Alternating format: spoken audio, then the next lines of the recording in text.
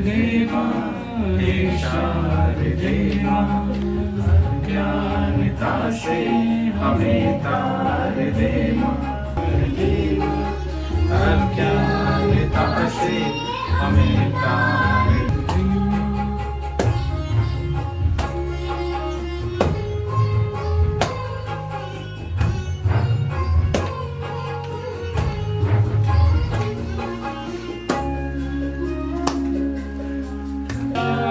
तेरा है हर गीत तुझसे,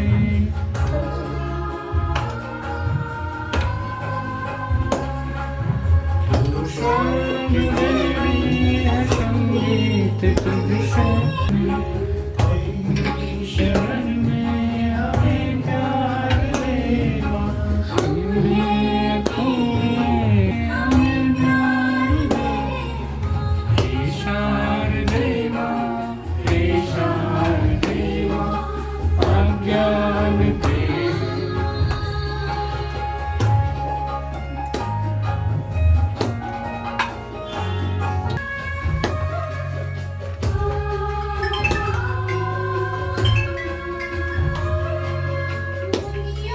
न समझे दुनिया न जाने, वेदों की भाषा पुराणों की वाणी,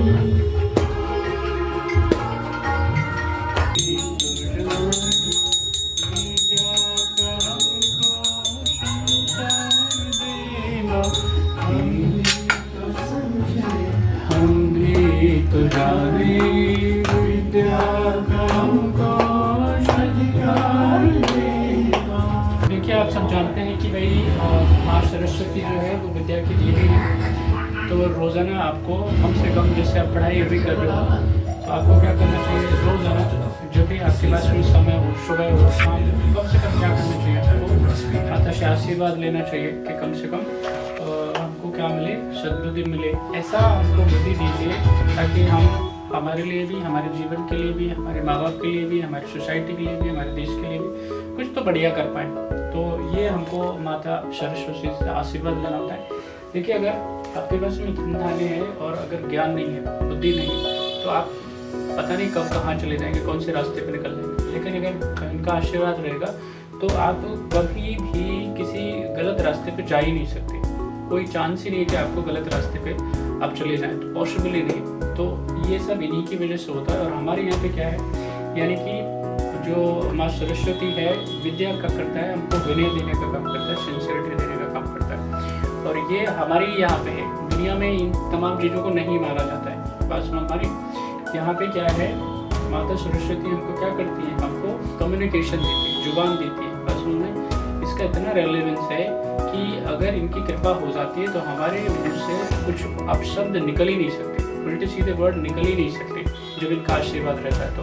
और जब इनका आशीर्वाद नहीं रहता है, जब इनकी कृपा नहीं रहती है, तो फिर क्या होता है, हम कुछ भी उटपटांग बोल देते हैं, हमारे मुंह से कुछ भी निकल जाता है, बड़े बड़े लोगों के मुँह से निकल जाता है।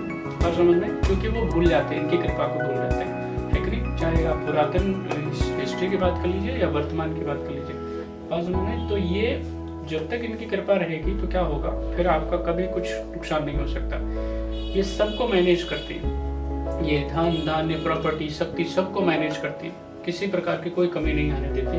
तो इनका सबसे ज़्यादा रहता है। तो आपको आपका जो दिन व्यतीत होना चाहिए वो किससे होना चाहिए, सरस्वती माँ सरस्वती की पूजा से होना चाहिए।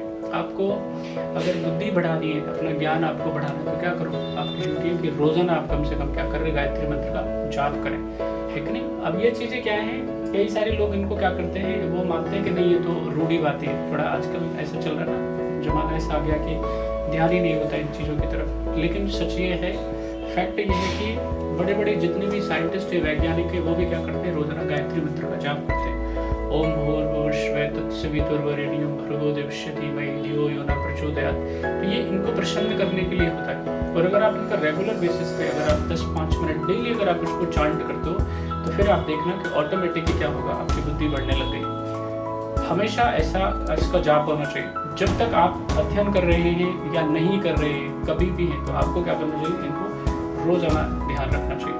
तो इसी के लिए क्या किया जाता है आज जो है, अब इसमें क्या होता है, आज के दिन को जो मनाते हैं हम लोग बसंत पंचमी, तो इसमें जैसे गुरु शिष्य हमारे यहाँ पे परंपरा रही है पहले से। तो गुरु शिष्य परंपरा में क्या होता है कि जो जितने भी बच्चे होते हैं वो क्या करते हैं, अपने गुरुओं को सम्मान देते हैं। यानी गुरु शिष्य परंपरा खत्म नहीं होनी चाहिए। गुरु शिष्य परंपरा खत्म हो जाएगी तो भरोसा खत्म हो जाएगा, भरोसा खत्म हो जाएगा तो फिर काम कैसे चलेगा। कभी भी जो एजुकेशन है, शिक्षा है, वो कभी भी बिना किसके नहीं हो सकती, भरोसे के हो ही नहीं सकती। बिना भरोसे के एजुकेशन कभी पॉसिबल ही नहीं, संभव ही नहीं। अगर आपको अपने टीचर पे भरोसा नहीं है तो जरा बताइए आप कैसे पढ़ाई लिखाई कर पाएंगे। तो आपको क्या करना पड़ता है, आपको भरोसा रखना पड़ता है।